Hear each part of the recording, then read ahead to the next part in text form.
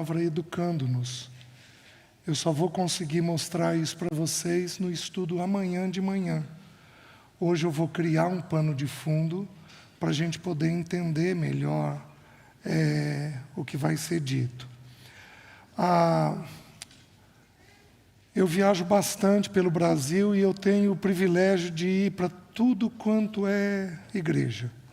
Eu vou para denominações tradicionais, eu vou para grupos avivados, eu vou para irmãos que se reúnem fora da placa, eu vou para todo tipo de congregação, de igreja. Deus tem um povo espalhado em todos os lugares. É uma coisa impressionante. Deus tem gente que ama Ele profundamente, em todos os lugares. E nós temos os irmãos que se reúnem nas assembleias, nós, via de regra, temos recebido um evangelho muito bom, muito centrado na pessoa e obra de Cristo. E nós temos tido líderes, via de regra, muito bons.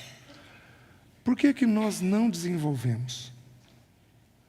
Por que ano após ano nós temos permanecido escravos dos mesmos pecados?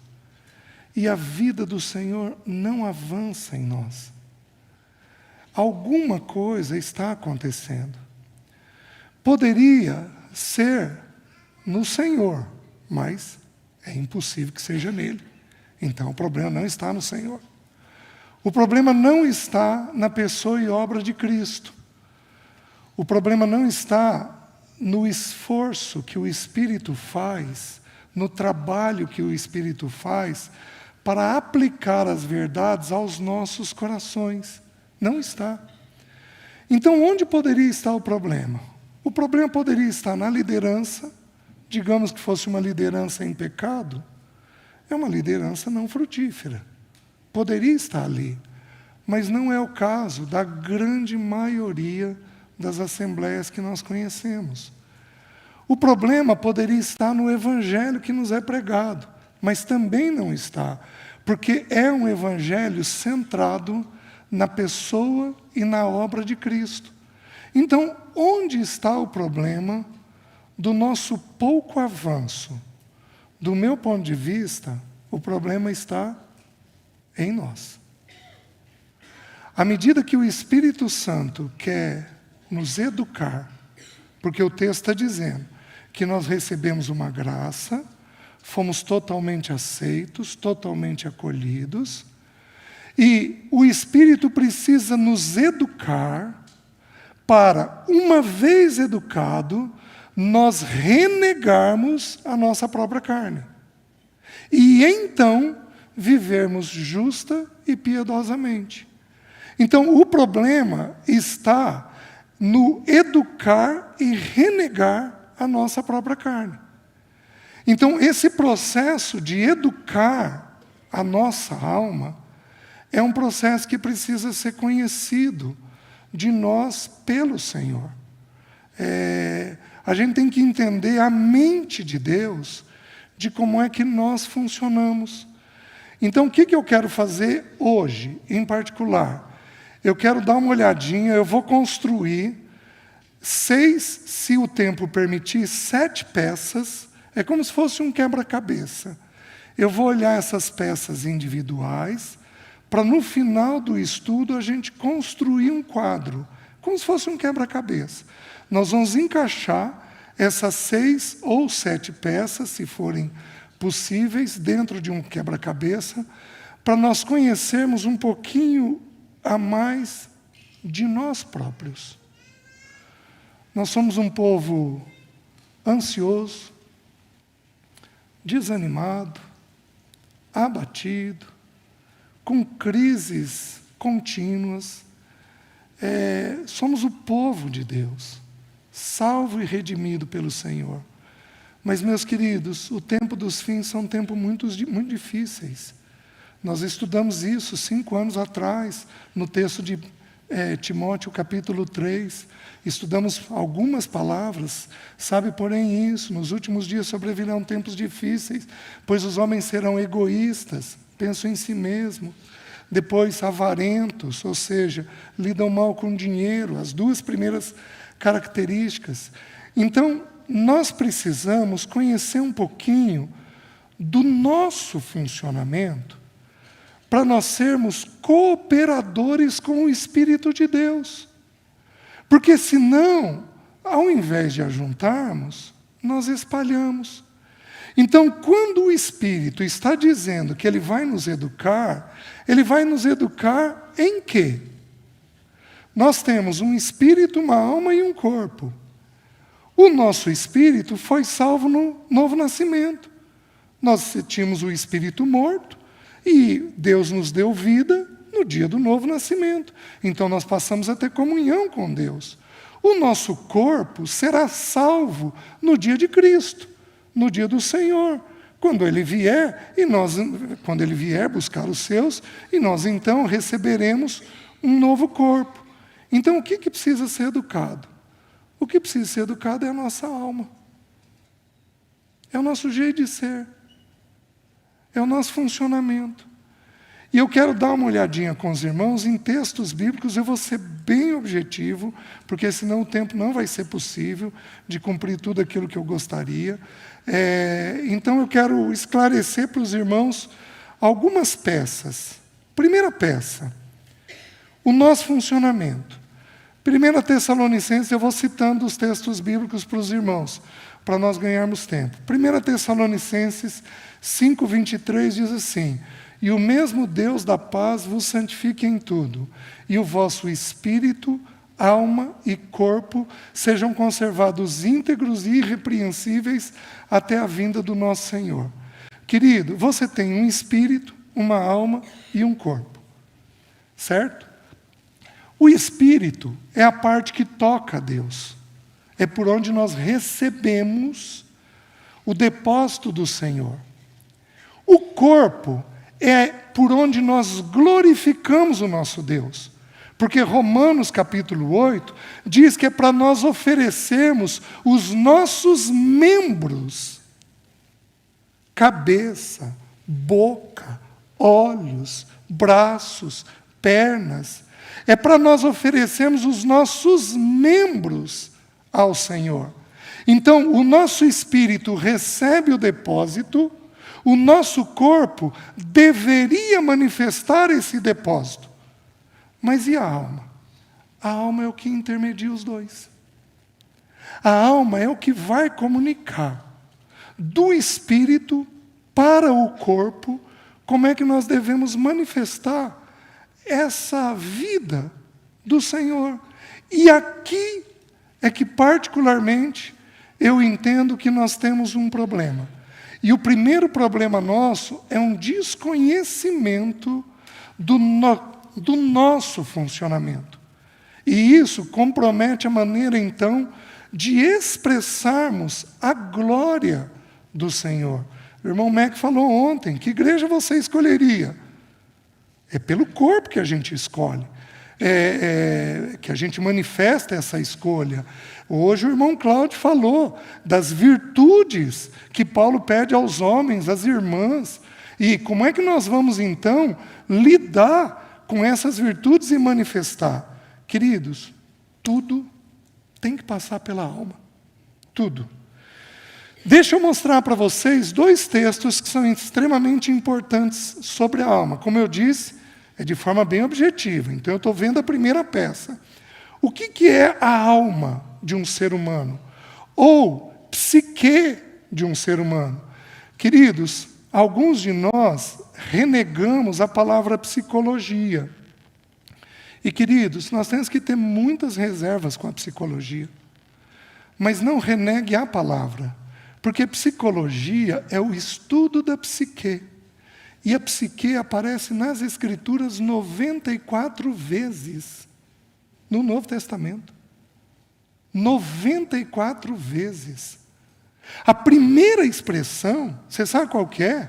Está citada em Mateus, falando, diz assim, quando o anjo aparece para José e diz: José, volta do Egito para Israel, porque aqueles que intentavam matar a vida do menino, sabe qual é a palavra vida ali? não é corpo físico.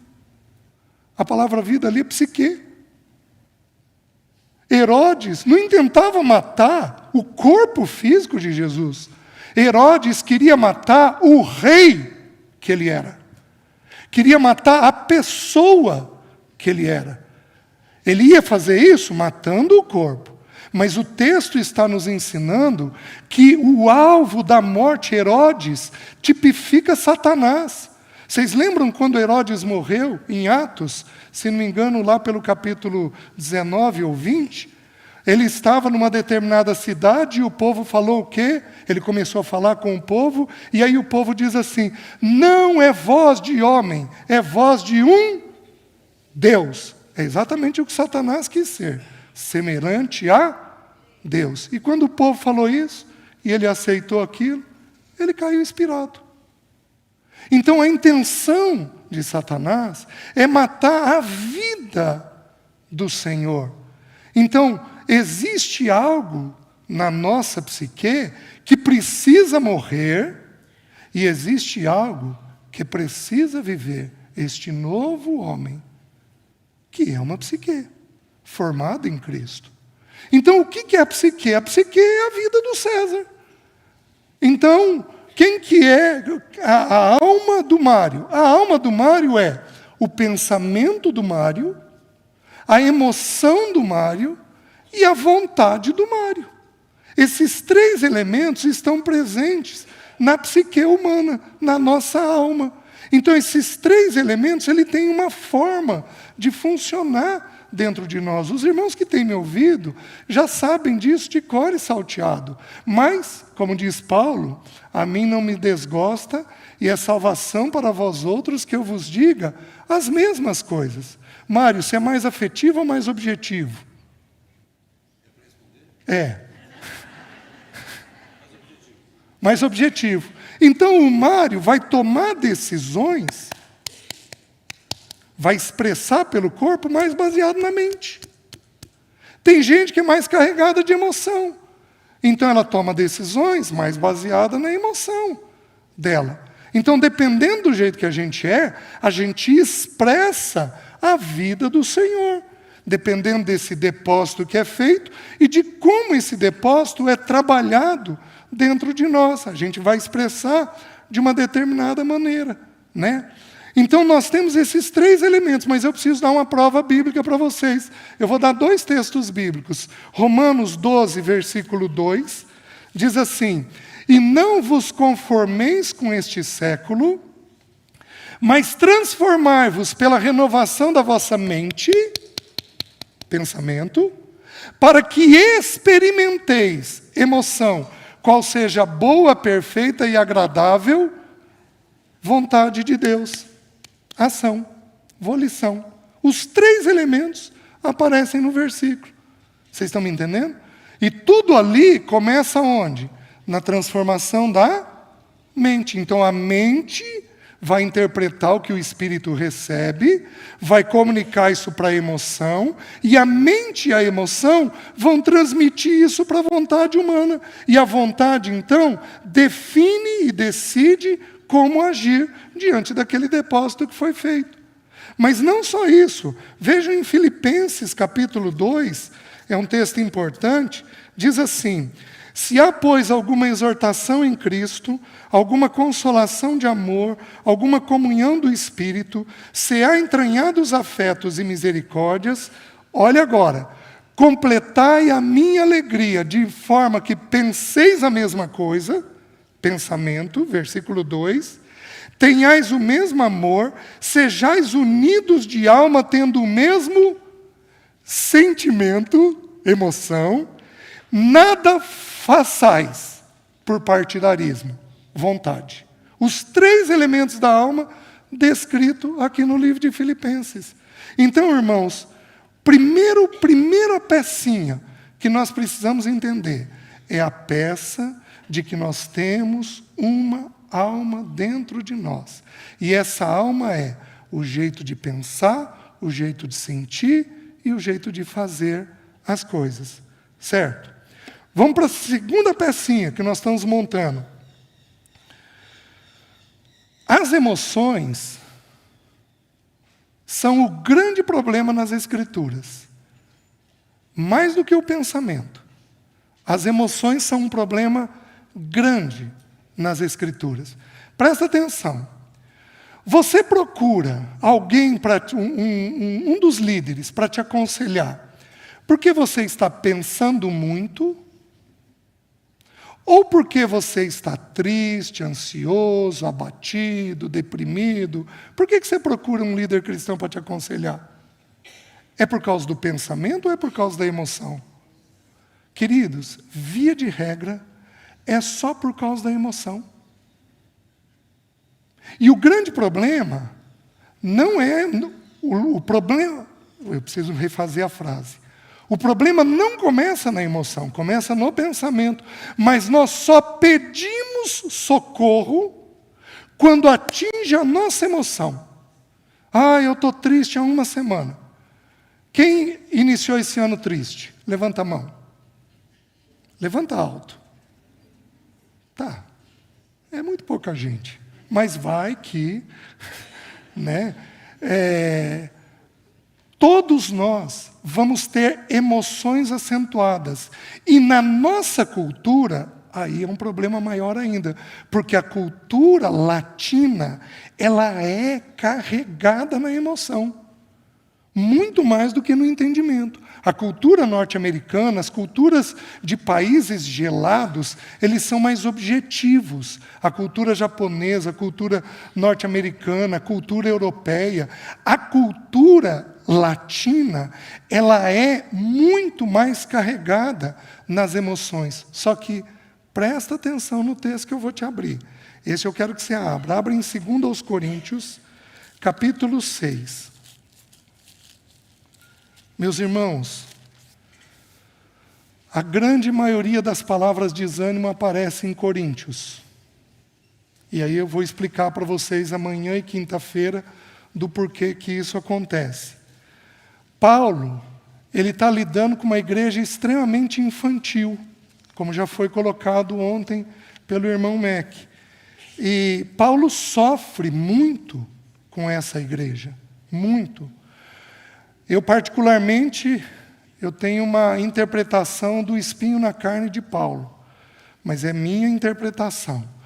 Os irmãos tendem a dizer, a grande maioria dos estudiosos, que o espinho na carne de Paulo era uma doença nos olhos.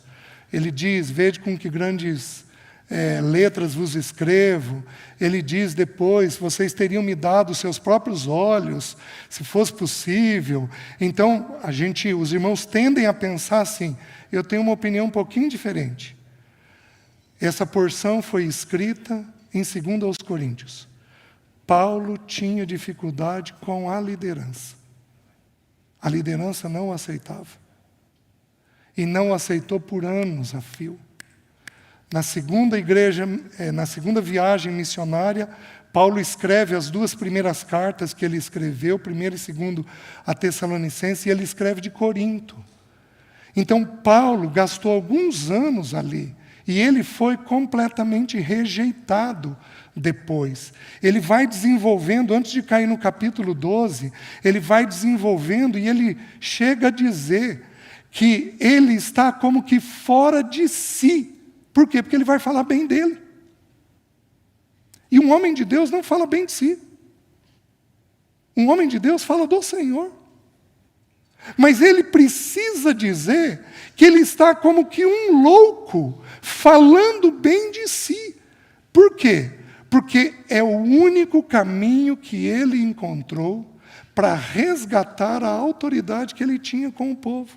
Então é uma igreja extremamente infantil, não só pela igreja, mas a começar da liderança. Então, até porque a liderança em geral reflete, o povo em geral reflete a sua própria liderança. Então, um povo infantilizado, e Paulo sofre com eles. No capítulo 6, Paulo tem como que um desespero. Ele já tinha escrito, vocês são a minha carta viva, escrita não em papel e tinta, mas escrita nos corações. Ele tentando mostrar o irmão que ele tinha sido para aquele povo, que acontece no capítulo 6? Ele diz assim, versículo 11: para vós outros, ó Coríntios, abrem-se os nossos lábios e alarga-se o nosso coração. Não tendes limites em nós, mas estáis limitados nos vossos próprios afetos. Como justa retribuição, falo-vos como a filhos, dilatar-vos vós também. O que Paulo está pedindo? Paulo está pedindo o seguinte: meus irmãos, vocês não vão ter amor por mim enquanto vocês não saírem dessas emoções que vocês têm. A emoção da briga, a emoção da falação, a emoção da discórdia. Enquanto vocês não saírem dessa atitude emocional que vocês têm, vocês não vão desenvolver o amor que é necessário. Porque, meus queridos, em última instância, nós temos a fé, a esperança e o amor. Destes três, porém, o maior é o que expressa a vida do Senhor. O amor dele é o que expressa a vida do Senhor. Hoje o irmão Cláudio falou sobre calúnia. Meus irmãos, quando falamos uns dos outros, nós denegrimos o amor. Porque a Bíblia diz que o amor cobre multidão de pecados. Denegrimos o nosso Pai. Denegrimos aquilo que Ele é. Essa não é a atitude que deveríamos ter. E fazemos por afetos desordenados.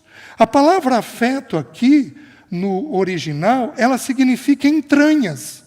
E, meus queridos, a Bíblia não é um manual de medicina, mas a Bíblia confirma o que a ciência determina em definitivo. Porque a ciência também não é exata. Mas chega um momento que a ciência fecha uma informação. Ela diz que tal coisa funciona dessa maneira.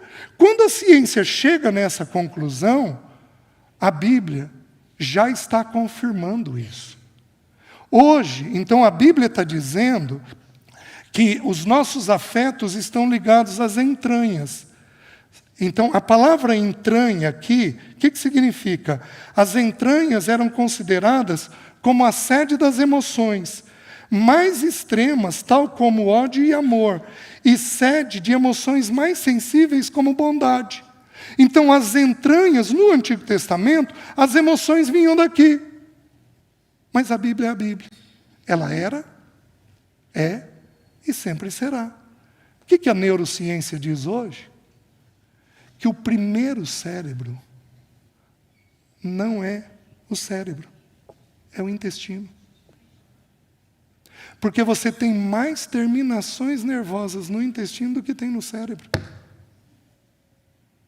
Hoje nós sabemos que determinados hormônios são produzidos no intestino. Então, por exemplo, a adrenalina e o cortisol, que são químicas da ansiedade, são produzidas no intestino. Então a Bíblia, sabendo como é que nós somos, ela pega a pena de Paulo, o bendito Espírito de Deus, pega a pena de Paulo e faz ele escrever entranhas. Os afetos significam entranhas, porque é de lá que vem uma série de emoções que nos descontrolam. Nós temos 3 fontes de produção de hormônios, que é o nosso funcionamento. Nós temos a pineal no cérebro, nós temos as suprarrenais aqui no intestino nosso, nós temos as 2 suprarrenais em cima dos rins, e nós temos as gônadas, e nos homens nos testículos e na mulher nos ovários. São 3 centrais que produzem.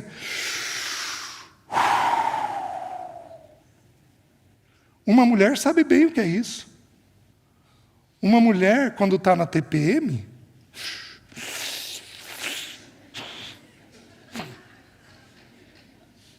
né, irmãs? Eu resolvi ler, alguns anos atrás, eu resolvi ler sobre menopausa. Só peguei livro em inglês. E aí eu fiquei escandalizado, porque na Inglaterra a mulherada pega a faca para matar o marido. Eu falei, meu Deus, será que é assim? Né? Ainda não tem livro, tenho que dar um jeitinho de ler livro no português. Né? Esse é um livro muito bom agora, O Cérebro e a Menopausa. É um livro não cristão, mas da neurociência, que vale a pena as irmãs aí lerem para terem uma compreensão de como é que funciona. O fato é o seguinte, você sabia que na psicologia a TPM é considerada uma forma de depressão hoje?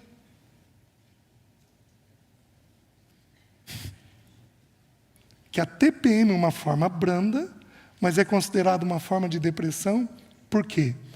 Porque ela traz junto de si irritação. E eu vou mostrar para vocês amanhã que quem é irritado tem uma chance enorme de ser deprimido, de ser desanimado, usando a palavra que a Bíblia usa. E isso tudo impede o bendito depósito que o Espírito fez em nós, de nós conseguirmos avançar.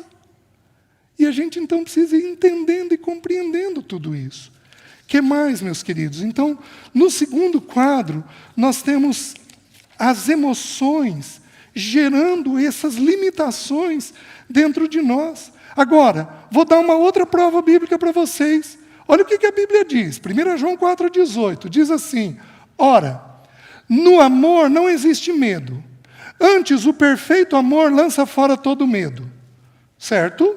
Então, naquilo que eu sinto o amor de Deus, naquela área, eu não vou ter medo. Simples assim. Só que olha o que o texto bíblico diz.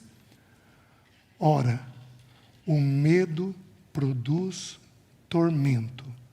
Logo, aquele que teme não é aperfeiçoado no amor. Gente que tem medo não desenvolve o amor. Mas aí, como é que você vai desenvolver a vida cristã? Se o grande alvo de Deus é o amor, que nos amemos uns aos outros, assim como Ele nos amou. Como é que nós vamos conseguir desenvolver de uma forma adequada se o Espírito Santo não nos educar nos nossos medos? Enquanto houver medo, há tormento. E havendo tormento, não há o desenvolvimento do amor. Os irmãos estão entendendo? Então, nessa segunda pecinha que nós estamos vendo, nós estamos entendendo uma coisa simples. Nós estamos entendendo que o afeto nosso vira um problema sério para desenvolvermos a carreira cristã. Então, alguns casais aqui não têm tido amor crescente por anos a fio. Anos a fio. Não tem uma expressão carinhosa, não tem um cartão diferente, não tem uma declaração gentil e cuidadosa, não tem um afeto, um carinho diferenciado. Por quê, meus queridos? Porque alguns de nós estamos dominados pelo medo. E isso gera um impedimento para o Espírito Santo de Deus. Aí os líderes vão subir aqui e vão pregar,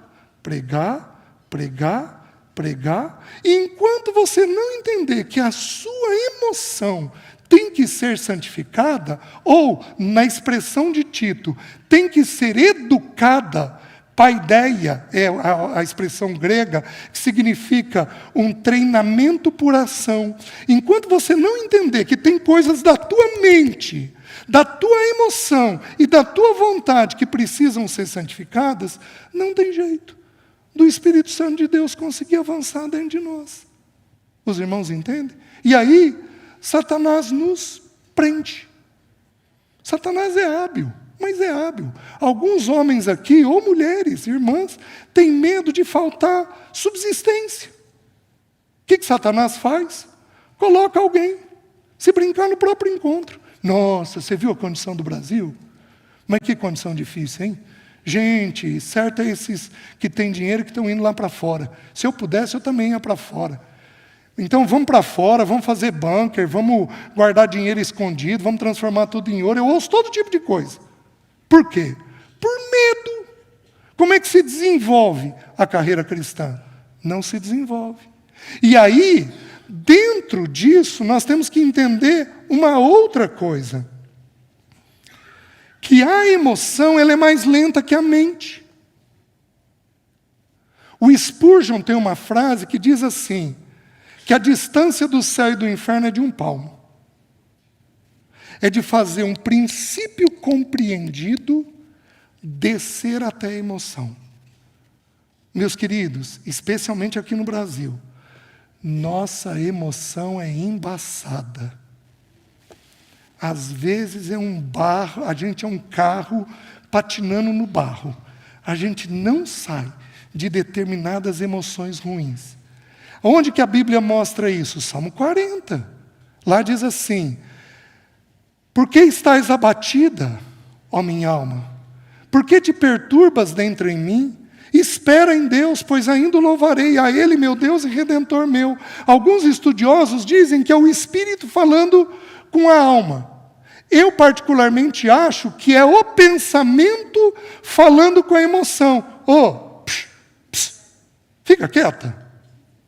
Você já não entendeu? O princípio é esse.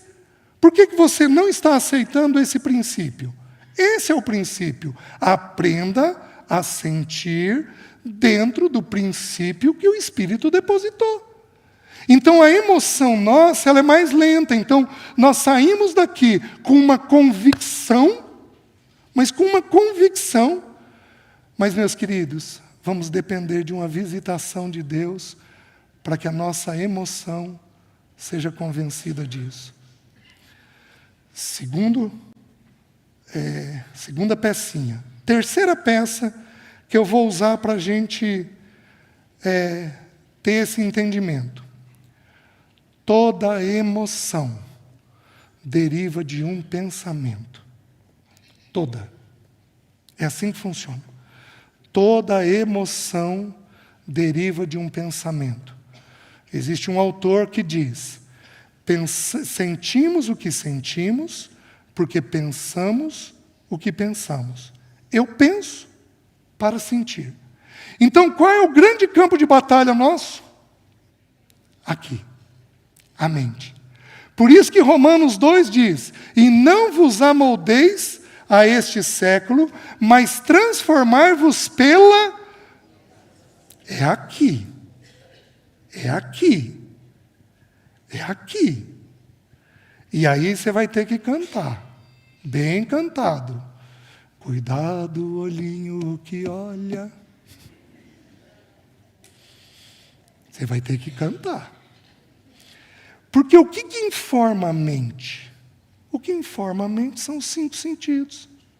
Visão, audição, tato, paladar e olfato. Você sabe que as lojas, especialmente as lojas de grife, elas têm cheiros. Você sabia disso? Por quê? Porque o cheiro é um sentido que provoca lembranças. E se você tiver uma lembrança associada, você entra e compra. Pelo menos você entra e vê. Você está me entendendo? Eles provocam isso. Você sabia que os marqueteiros sabem dizer, quando você entra no mercado, para onde você olha? Você olha para o direito ou para cima. O que os mercados fazem? Vendem a preço de ouro esses espaços. Por quê? Porque eles estão explorando os nossos sentidos. E, meus queridos, a gente acha isso pouco espiritual? Você vai achar isso pouco espiritual? Porque é o jeito natural que o teu cérebro funciona. Você acha que você é diferente do ímpio? É diferente no sentido de que Cristo habita em nós, mas nós temos o mesmo funcionamento de qualquer pessoa aí fora. Mas de qualquer pessoa. Você acha que o algoritmo não sabe o que você está falando? Você acha que o algoritmo não sabe o que você está procurando? Meus queridos, eu tenho um amigo, psicólogo, que trabalha dentro do Google há anos a fio. Por que que eles pagam neurologistas, psicólogos, psiquiatras para pesquisar para eles? Porque eles querem entender o funcionamento do cérebro humano. Eles estão indo atrás. E nós vamos vivendo como se tudo bem. E temos aí descuidos no nosso dia a dia do nosso funcionamento. Meus queridos, não pode ser assim. Nós temos que ter um entendimento melhor. A Bíblia diz assim, 1 Coríntios capítulo 15, lá pelo versículo 46, diz assim: primeiro vem o que é natural, depois o que é espiritual. Deus usa o nosso corpo, o funcionamento do nosso corpo, para nós compreendermos as verdades espirituais. Então, nós temos aí essa terceira pecinha. Deixa eu dar uma prova bíblica para os irmãos. João, não precisam abrir. João capítulo 16, versículo 5, e depois o versículo 22. Jesus diz assim, ele fala da morte dele no início de João 16, aí ele diz assim: porque vos tenho dito isto, que eu vou partir, a tristeza encheu o vosso coração. Então, o que aconteceu? O Senhor Jesus jogou o pensamento de morte. Qual foi a emoção natural? Tristeza. É assim que funciona. Se você pensar em perda, você vai ter tristeza. Então, todo pensamento produz uma emoção. Você só sente o que sente. Você só sente o que sente, porque você pensou algo parecido. Deixa eu fazer uma enquete bem rapidinho. Tenta ser bem fiel ao que eu vou dizer. O ano passado, quem aqui teve ansiedade? Levanta a mão. Levanta alto. Certo? Por que você teve? Porque você pensou algo. Qual é o pensamento que produz a emoção da ansiedade? Futuro e desempenho. Eu tenho prova bíblica para tudo isso, mas não é eu tenho que cuidar do tempo, tá? Então, mas eu tenho prova bíblica para mostrar isso para vocês. Quem aqui teve irritação ano passado? Levanta a mão.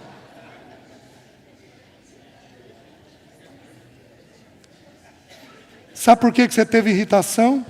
Porque você teve o pensamento da insatisfação. Você ficou insatisfeita. Quem aqui teve medo o ano passado? Sabe por que você teve medo? Porque você se viu sozinha. O pensamento da solidão. Presta atenção, olha o que a Bíblia diz. A Bíblia diz assim: não temas, eis que estou contigo.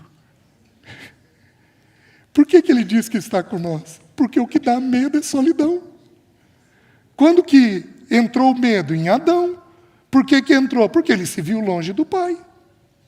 Entrou solidão, entra medo. Quem aqui ano passado teve angústia? A pior de todas as emoções. É a emoção que levou o nosso Senhor Jesus a suar sangue. Qual é o pensamento que produz angústia? O pensamento que produz angústia é uma tragédia imediata. Meu Deus, meu Deus, meu Deus, meu Deus, vai acontecer algo com meu filho. Vai acontecer algo com meu filho. Vai acontecer algo com meu filho. Aí você entra em angústia. Tudo está ligado à mente. Quem aqui desanimou o ano passado? Levanta a mão. Alguns podiam ter deixado a mão levantada o tempo todo, né? Um poço de emoção. Né? Quem teve desânimo por quê? Eu estou construindo esse entendimento. Porque você teve o pensamento da falta. Ia te faltar alguma coisa. E aí você deprime. Você desanima. Mas eu vou provar isso na quinta de manhã. Amanhã de manhã nós vamos falar da depressão na criança, porque a Bíblia menciona o desânimo na criança.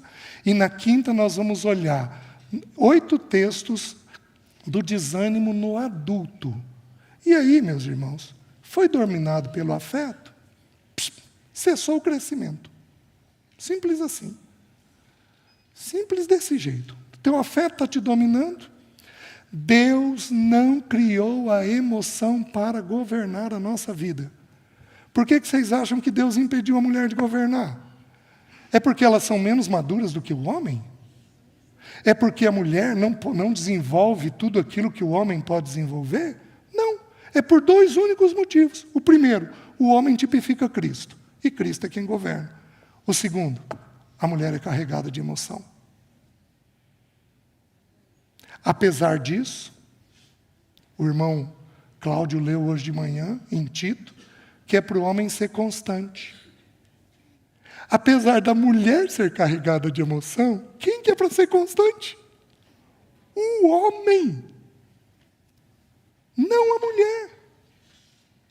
A mulher, então, ela carrega na emoção, no mesmo dia ela vai do norte para o sul, ela ama e desama, especialmente dependendo do ciclo menstrual dela, ela vai ter esse problema, isso é natural por causa dos hormônios dela, mas a mulher pode ser tão madura quanto o homem, pode ser sábia, pode ter intimidade com Deus muito mais que o homem. Hoje nós tínhamos poucos homens orando, tinham muitas mulheres, porque a mulher busca mais. É triste, mas é uma realidade, né? Então, assim, toda emoção tua deriva de um pensamento. O que você precisa aprender? Aprender a fechar essa porta. Gente, estou com medo, estou com medo, estou com medo. Uma hora eu preciso, já tem um estudo aí, que eu partilhei para um grupo de irmãs, afetos limitantes, mas só tem 3 afetos estudados: ansiedade, irritação e medo. Eu preciso estudar culpa, preciso estudar tristeza, preciso estudar desânimo, preciso estudar angústia. E ainda faltam essas emoções para serem estudadas. E aí o que você faz? Quando você se perceber carregado dessas emoções, meu querido, põe teu joelho no chão. Senhor, qual é o pensamento que está me alimentando? Eu preciso fechar essa porta diante do diabo, diante da minha carne. Porque se eu não fechar essa porta, eu não consigo receber o depósito que o Pai quer que você receba. Certo? Terceira peça. Então, quais as 3 primeiras que nós vimos? Nós vimos o nosso funcionamento, nós vimos que a emoção é o grande problema, nós vimos que o pensamento gera a emoção. Uma quarta peça, queridos, 1 Coríntios 1:9. Fiel é Deus, o qual fostes chamados à comunhão de Jesus Cristo, seu Filho, nosso Senhor. Presta atenção no que eu vou te dizer. Na eternidade, o irmão Stephen coloca isso naquele estudo de 1 Coríntios. Eu achei de uma revelação única. Ele coloca o seguinte, que na eternidade a Trindade estava reunida. E aprouve a Trindade incluir um 4º elemento na comunhão. Só que a palavra comunhão significa ter algo em comum. Então, este 4º elemento precisaria ter o que a Trindade tinha. O que a Trindade tinha que o ser humano precisaria ter? A vida. A vida de Deus, a zoe de Deus. Eles precisariam ter isso. Então, o que Deus fez? Criou o ser humano do pó da terra, fez lá ele, e plantou no jardim a árvore da vida.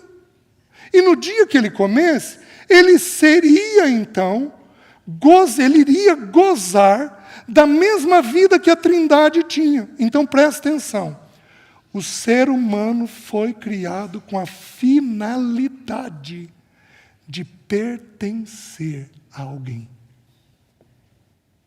O ser humano tem dentro de si a necessidade de pertencer a alguém. Meus queridos, está na genética. Está na genética. A queda comprometeu isso com Deus, porque nós nascemos com o nosso espírito morto, aí nós dependemos do Espírito Santo de Deus vir e soprar vida no nosso espírito, e para nós nascermos de novo. Mas nós ainda nascemos com a necessidade de pertencer. Então, quem que nós vamos buscar primeiro para pertencer quando a gente nasce? Pai e mãe. Se eles não nos derem atenção adequada, nós desenvolvemos o que a Bíblia chama de ídolo. Nós vamos pertencer a algum ídolo. Quem aqui ama pescaria? Ninguém. Tá, eu vou mudar a pergunta. Mulher, teu marido ama pescaria? Levanta a mão por ele, por favor. Nenhuma? Não. Isso aqui é um povo liberto. Gente. Tá, deixa eu dificultar um pouquinho. Quem ama futebol? 2. Só 2? Mulher, se teu marido ama futebol, levanta a mão aí por ele. As mulheres foram mais corajosas. Gente, se não cuidar, vira o quê? Ídolo. Eu amava carro. Porque foi o jeito que eu descobri do meu pai não brigar. Eu lavava o carro dele com 8 anos de idade.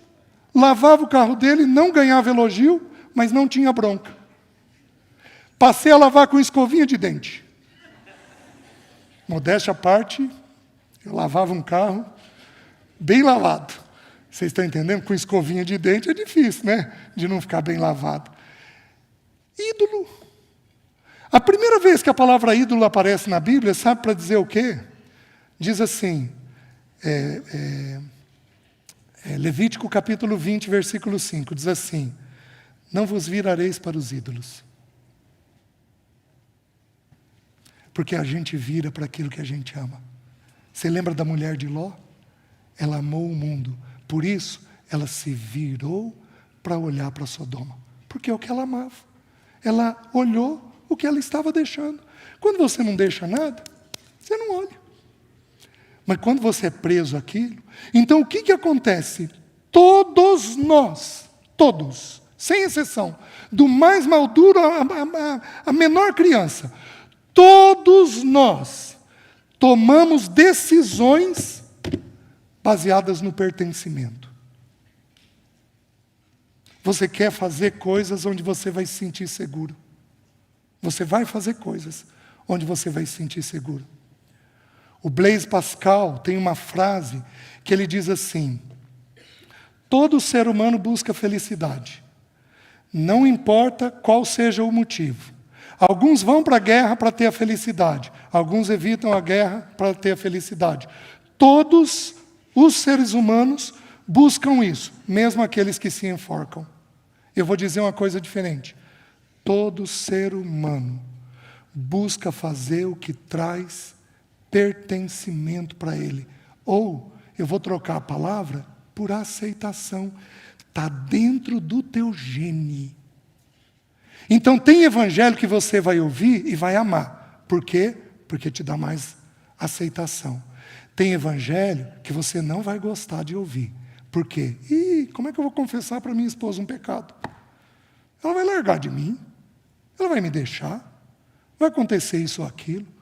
Então nós ouvimos o evangelho não segundo o peso que o Senhor está dando. Nós ouvimos segundo a inclinação que o nosso coração tem para sermos aceitos ou não. E, meus queridos, Deus resolveu o nosso problema. Porque a palavra graça significa o quê? Aceitação. Favor imerecido, aceitação, charme, elegância. Já estudei a palavra em algum outro lugar aí com alguns irmãos. Então a palavra graça significa basicamente aceitação. Então o texto está dizendo que nós recebemos uma plena aceitação. Sabe por que somos escravos? Porque não nos vemos como filhos. Porque no dia que nos vermos como filhos, nós somos totalmente livres. E conhecereis a verdade, e a verdade vos libertará. João 8,32. João 8,36. Se, pois, o Filho vos libertar, verdadeiramente sereis livres. Quando você se vê na condição de filho, totalmente totalmente amado e aceito, não há um peso, um medo, uma ansiedade, não há um temor. Por quê? Porque tudo está resolvido na questão da filiação, que veio pela graça de Deus. Por isso que o autor, o Martin Lloyd Jones, naquele livro Depressão Espiritual, ele vai tratar a depressão de que perspectiva? O que nos falta, acima de tudo, é um entendimento da nossa aceitação em Cristo. Porque como não temos essa plena aceitação, ficamos buscando aqui. Então isso está dentro do teu funcionamento. Quarta pecinha. Quinta pecinha.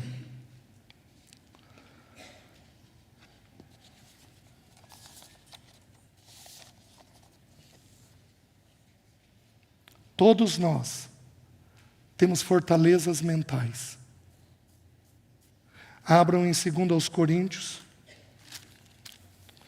capítulo 10. A palavra de Deus diz assim: o que é uma fortaleza mental? É um pensamento enraizado, mas muito enraizado. Mas muito, muito, muito, muito enraizado. Você está me entendendo? Diz assim, porque embora, versículo 3, 2 Coríntios 10, 3, porque embora andando na carne, não militamos segundo a carne, porque as armas da nossa milícia não são carnais, e sim poderosas em Deus, para destruir fortalezas, anulando... Opa, acho que está em ordem, desculpa. Desculpa, irmãos. Aqui é quente.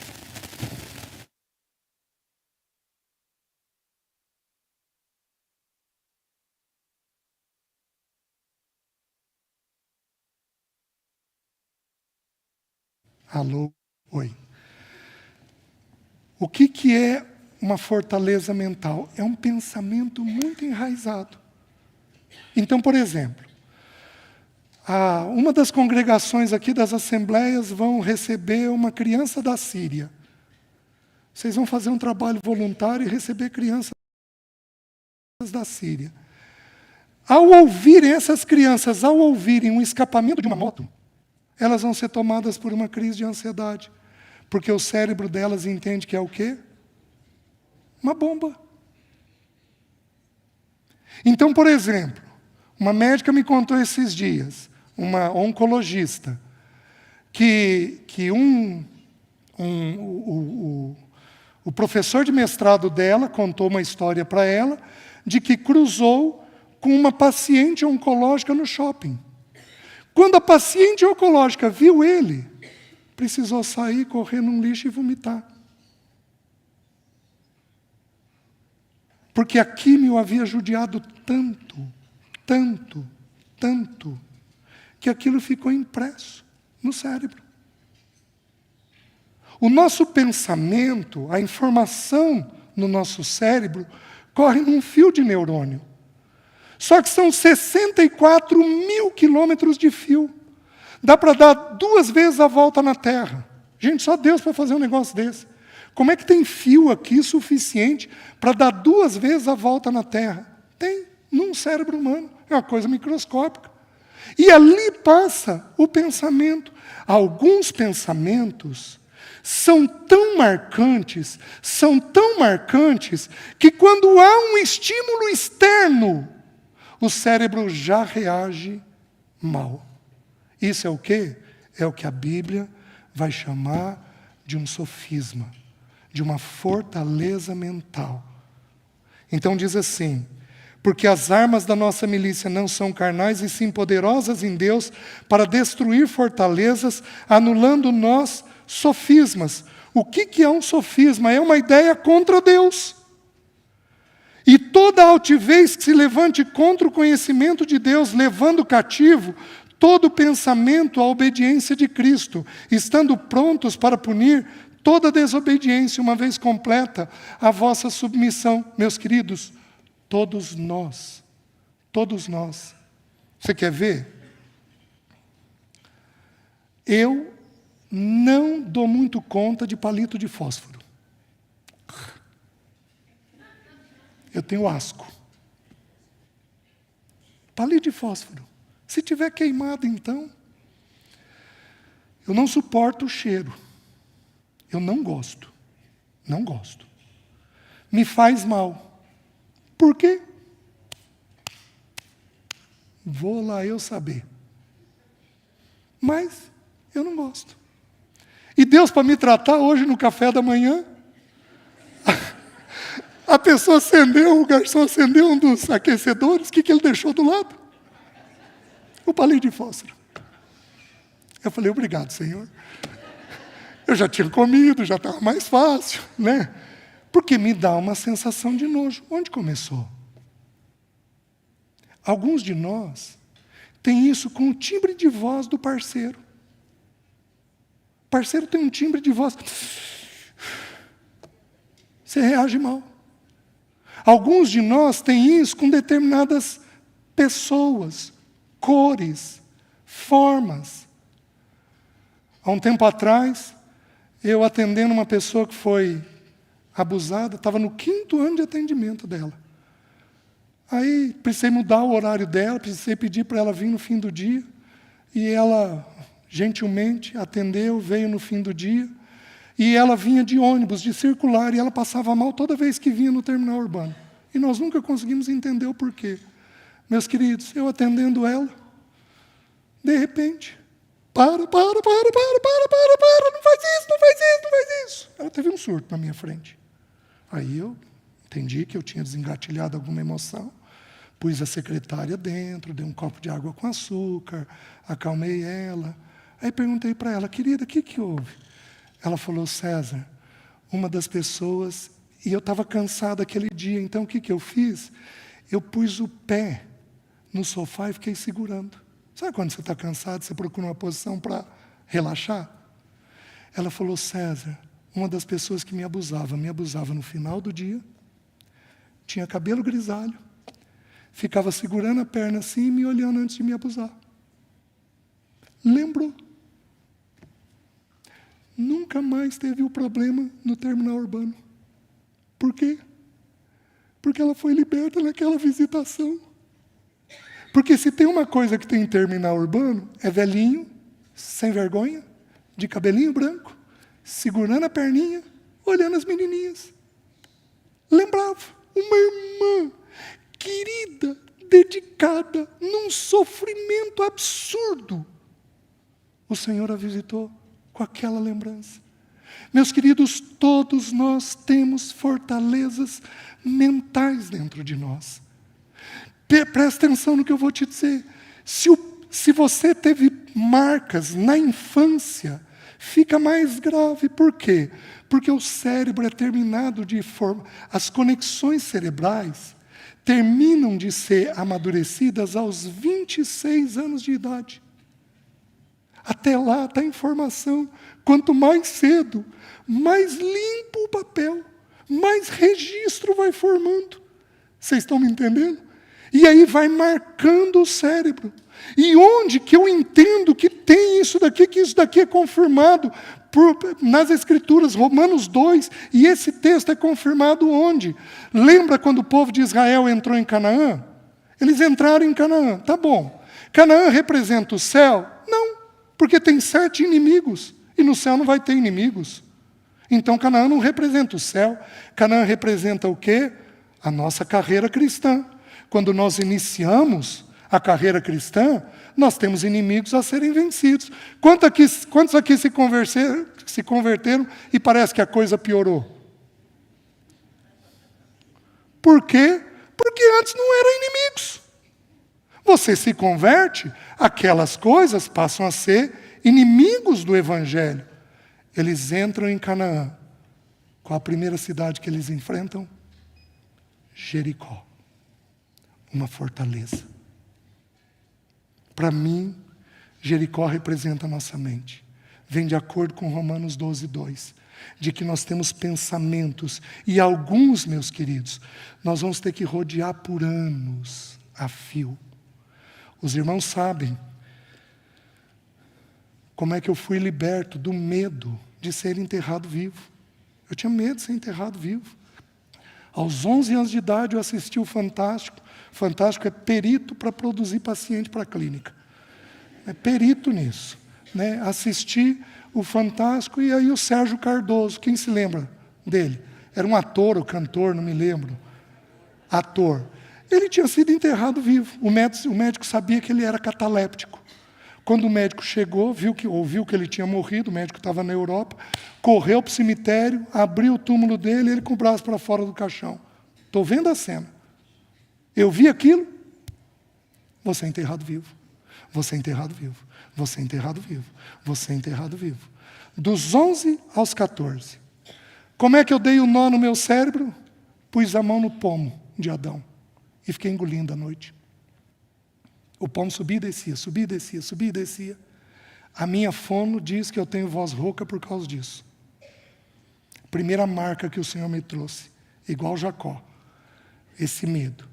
Aos 14 anos desapareceu, aos 15 anos me converti, aos 23 anos tive uma crise de ansiedade e depressão severa. Qual o primeiro medo que veio? Você é enterrado vivo, você é enterrado vivo, você é enterrado vivo. Meses desse jeito, meses. Saí da crise, o medo lá dentro ainda. Num dia, no meu devocional, Lamentações, da mais profunda cova, me lembrei do meu Senhor. Aí o que o Espírito falou? César, eu sou teu Deus nessa terra. E meus queridos, eu tenho muita segurança na paternidade de Deus. Deus é muito bom como Pai. Eu tenho muita segurança. Então eu respondi para o Espírito, Senhor, o Senhor é o meu Deus. César, eu tenho protegido, cuidado e amparado você nessa terra. Senhor, o Senhor me protege, me cuida e me ampara nessa terra. Aí o Espírito fez a pergunta e me jogou uma visão.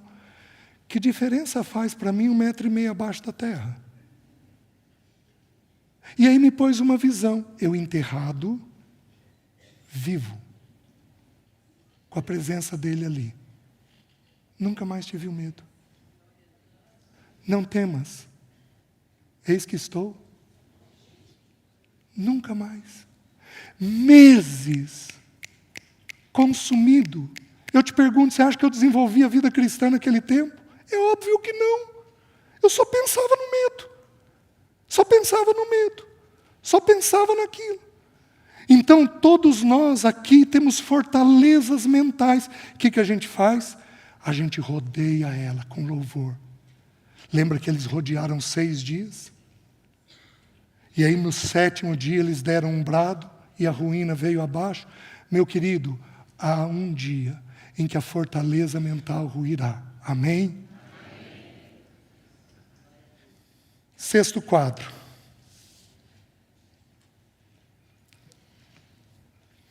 Esses dias eu me deparei com essa verdade. Abram, esse eu quero que vocês abram, Isaías 53, versículo 3 e 4. Diz assim, 6ª pecinha desse quebra-cabeça que nós estamos montando.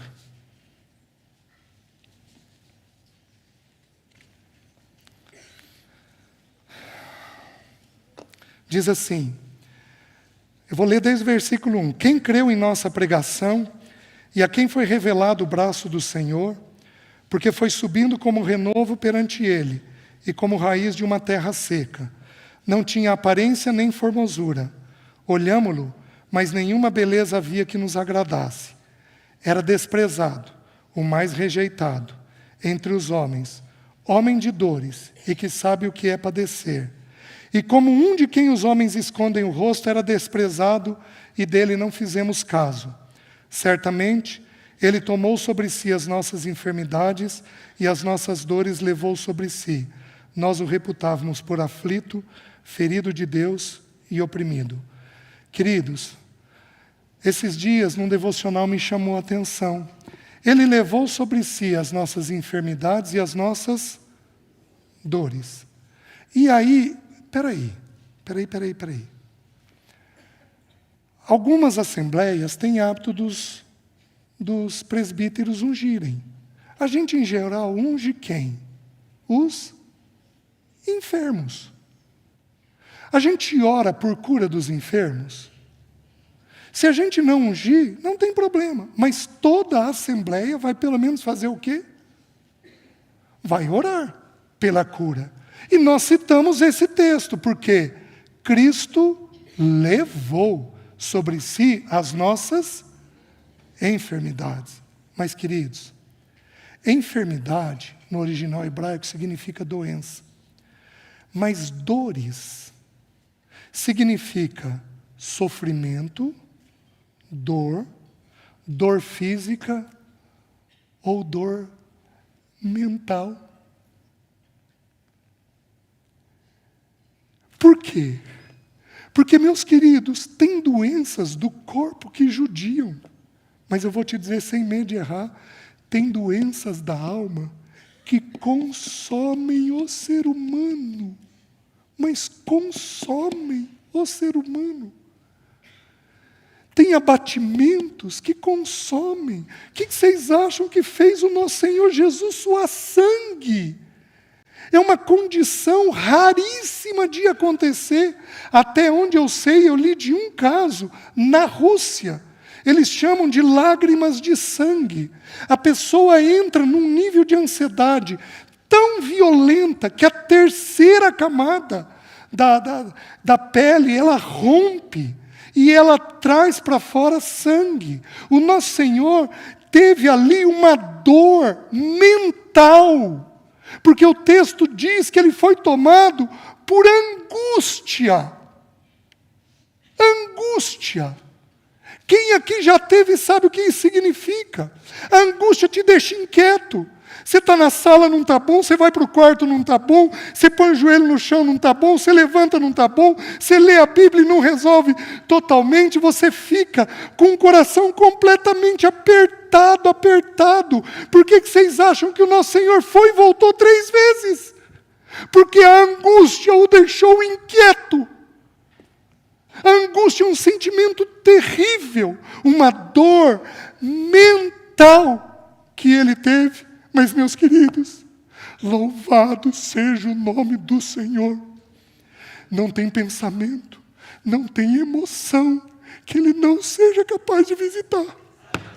Porque ele fez isso, ele levou sobre si as nossas doenças, mas ele também levou sobre si as nossas dores mentais, as nossas angústias, as nossas ansiedades, os nossos desânimos, os nossos abatimentos. A cruz do Calvário, ela é poderosa para agir sobre nós de forma integral, tocando não só teu corpo físico, mas tocando também a tua mente e a tua alma, em tudo aquilo que você sofre.